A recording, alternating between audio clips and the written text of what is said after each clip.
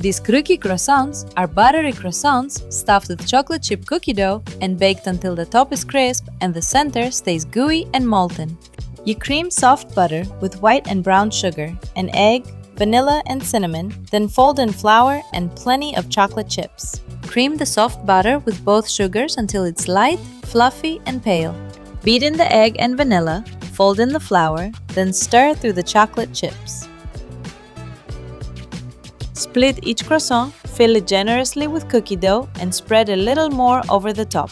Bake at 180 degrees for 12 to 15 minutes until golden outside and gooey in the middle. Dust them with powdered sugar and serve warm while the cookie center is molten and the chocolate still melts.